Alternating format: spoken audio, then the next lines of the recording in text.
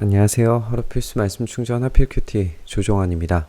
오늘 함께 나눌 하나님 말씀은 마태복음 20장 1절에서 16절까지 말씀입니다.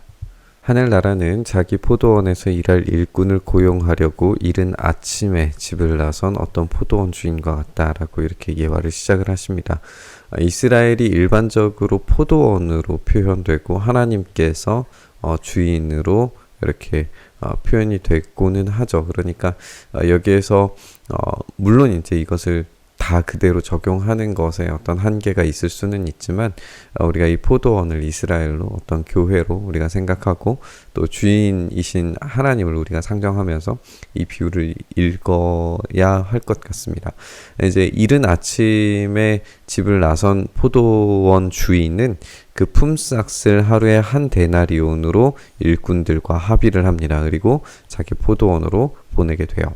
이 한 데나리온이 이제 일반적으로 일용직 일꾼들에게 주어지는 금액이기 때문에 이들이 여기에서 어떤 불평을 하거나 불만이 나오지 않습니다. 이제 평범한 약속이었죠. 그리고서 이제 아침 9시쯤 나가서 보니까 사람들이 장터에서 빈둥거리면서 서 있는 것을 이 주인이 발견을 하게 됩니다.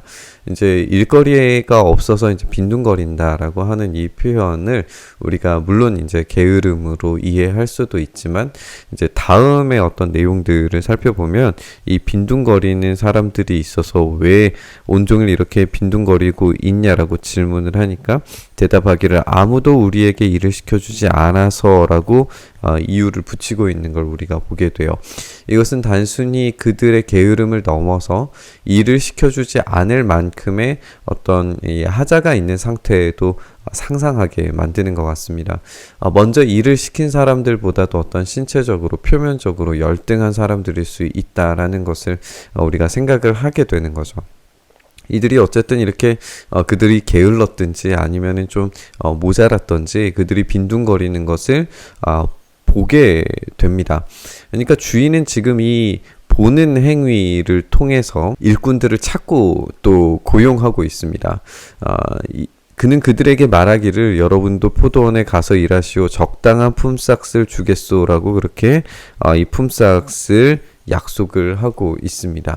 이 예화에서 우리가 이제 이 뒤에 내용들을 알고 있기 때문에 이제 이 정당한 품삯이라고 하는 것을 이제 너무 쉽게 이제 한 데나리온을 떠올리게 되지만 우리가 일반적으로 이제 하루 일당이 한 데나리온이라는 것을 생각을 했을 때에 처음 이 예화를 듣고 있는 사람은 이 적당한 품삯은 당연히 한 데나리온이 아니라 한 데나리온보다 작은 것을 주겠구나라고 그렇게 생각하게 될 겁니다. 그래서 그들이 일을 하러 떠났어요. 주인은 다시 12시와 오후 3시쯤에 나가서 또 똑같이 합니다. 이렇게 보고 찾는 거죠.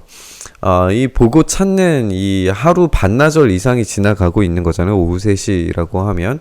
그러면 이 일이 없는 사람들을 이제 이렇게 찾아오는 이런 모습을 보면은 이게 지금 자기가 필요해서 일꾼을 얻는 게 아니라 이들의 필요를 채워주기 위해서 일꾼을 모집하고 있는 것을 보게 돼요. 지금 이 주인은 일에 초점이 맞추어진 게 아니라 사람에 초점이 맞춰지고 있는 것을 우리가 보게 되는 거죠. 그래서 이제 이들도 포도원에 가서 일하라고 그렇게 시키게 됩니다. 저녁이 되어서 포도원 주인이 자기 관리인에게 말하기를 일꾼들을 불러서 맨 나중에 온 사람부터 시작해서 먼저 온 사람들에게까지 품삯을 치르시오라고 그렇게 이야기를 합니다. 우리가 어제 본문 이제 마지막 19장 마지막에 등장하는 예수님의 말씀이 나중된 자가 먼저 되게 될 것이다 라고 하는 것을 우리가 이제 기억을 해볼 수 있을 것 같아요. 가장 먼저 온 일꾼들은 이제 바리새인과 서기관 같이 어떤 종교적으로 수고하고 애쓴 사람들일 수 있겠죠. 그리고 이제 나중에 합류한 사람들은 세리나 죄인들, 버려진 취급을 받는 사람들이 이제 이제 될 겁니다. 그렇다면 이제 먼저 이 임금을 받는, 먼저 상급을 받는 사람들이 오히려 이 바리새인들이나 서기관들이 아니라 죄인들과 세리 같은 그런 외면받는 사람들이었으리란, 그것을 이제 상정하고 예수님께서 말씀하고 계신다는 걸 우리가 생각을 하죠. 그러니까 이 5시쯤부터 일을 한 일꾼들이 와서 한 데나리온을 받아요. 그러니까 한 데나리온을 받으면 당연히 맨 처음에 와서 일한 사람들은 은근히 좀 더 받으리라고 그렇게 생각을 할 수밖에 없습니다.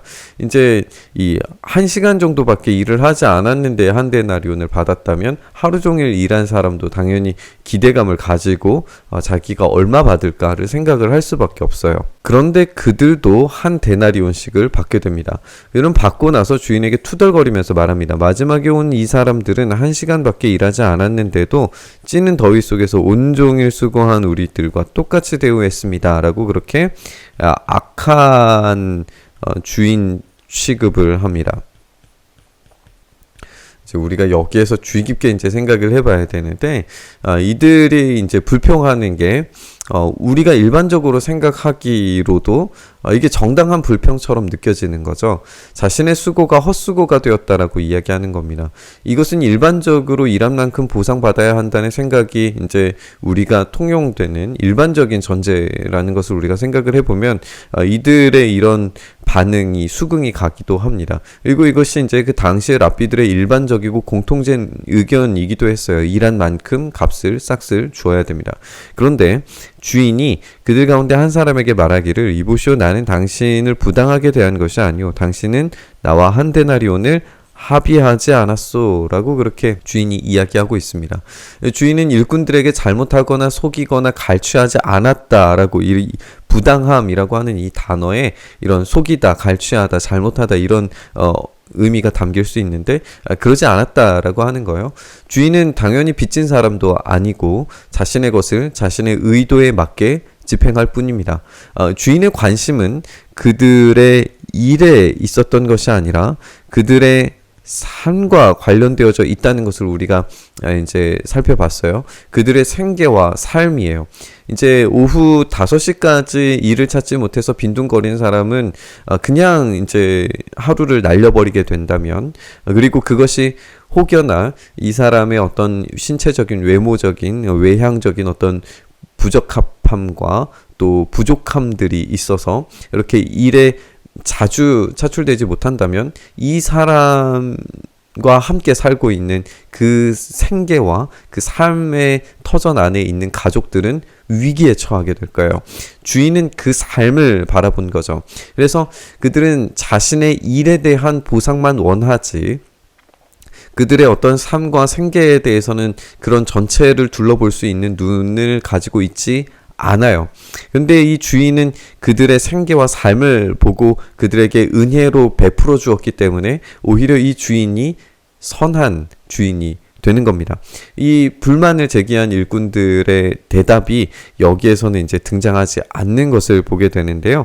당신의 품삯이나 받아 가지고 돌아가시오. 당신에게 주는 것과 똑같이 이 마지막 사람에게 주는 것이 나의 뜻이라고 주인은 이야기합니다. 내 것을 가지고 내 뜻대로 할 수 없다는 말이요. 내가 후하기 때문에 그것이 당신 눈에 거슬리요. 당신 눈에 악한가? 그렇게 해석할 수 있을 겁니다. 그러니까 지금 이들은, 일꾼들은 주인을 악하게 바라보고 있습니다. 악한 주인 취급하고 있어요.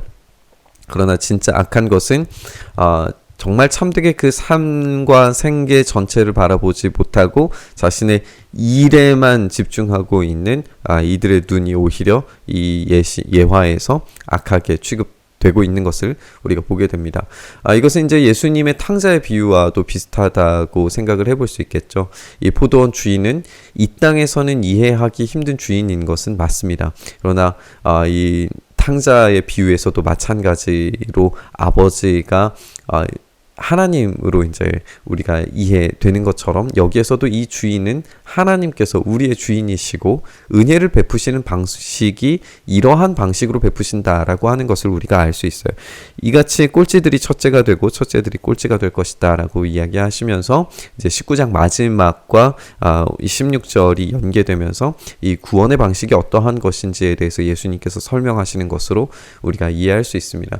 그러면은 우리의 일에 관심을 갖지 않으십니다. 오로지 우리의 삶 전체, 우리의 생계, 우리의 삶 전 영역, 우리의 인격 전체를 보시고 그 삶을 죄에서 건지시기 위해서 계속해서 찾아다니시고 은혜 베푸시는 분이시라는 사실을 이 예화를 통해서 우리가 깨달을 수 있습니다. 무한자이신 분의 선을 우리의 기준으로 악으로 판단하는 것은 매우 어리석은 일일 수 있습니다. 그것을 우리가 이제 염두에 두면서 이 본문을 읽어야 되는 거죠. 본문을 읽으면서 우리의 어떤 선과 악의 기준을 하나님께 가져다 붙이려고 한다는 점을 우리가 지적을 했습니다. 우리는 일과 보상에 초점을 맞춥니다. 그런데 우리 하나님은 그보다 더 높은 기준에서 은혜를 베푸십니다. 우리는 다만 우주의 주인께서 주시는 것을 감사로 받아 누릴 뿐이죠. 그것을 이해하지 못한다면 우리는 우리의 기준과 잣대로 하나님을 판단하게 되어 있습니다. 이것은 철저히 우리의 오판이죠. 우리 하나님께서 그분의 풍성하신 은혜로 제공해 주시는 구원을 마치 내가 일한 것에 대한 대가로 얻을 수 있다라고 그렇게 착각하기 쉽습니다. 이런 착각이 우리를 얼마나 병들게 하고 우리로 하여금 선을 긋게 만들고 배제하게 만들고 정죄하고 사랑하지 못하게 만드는지 모르겠습니다.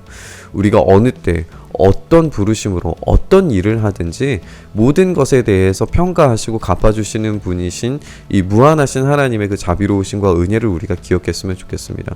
그것이 우리의 은혜의 진짜 가치입니다. 우리에게 그 은혜로 주시는 그 구원의 놀라우신 상급을 우리가 바라보면서 우리가 우리의 기준과 우리의 일로 바라보는 것이 아니라 이 은혜를 바라보는 것이 아니라 전적인 하나님의 입장에서 우리에게 부어주시는 그 은혜를 우리가 기대하고 바라보면서 우리 묵상의 자리로 나아갔으면 좋겠습니다. 주님, 그렇습니다. 우리의 선과 우리의 기준으로 아무리 하나님에 대해서 생각해봐야 우리는 늘 한계를 가지고 실수하고 잘못된 오판을 내리게 되는 것 같습니다.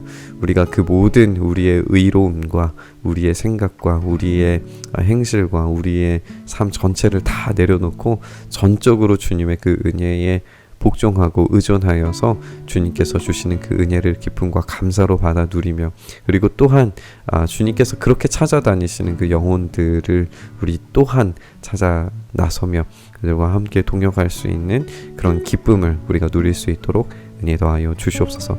이렇게 우리의 삶에 함께 하시기를 간절히 소망하며 우리 주님 예수님 이름으로 기도드리옵나이다. 아멘.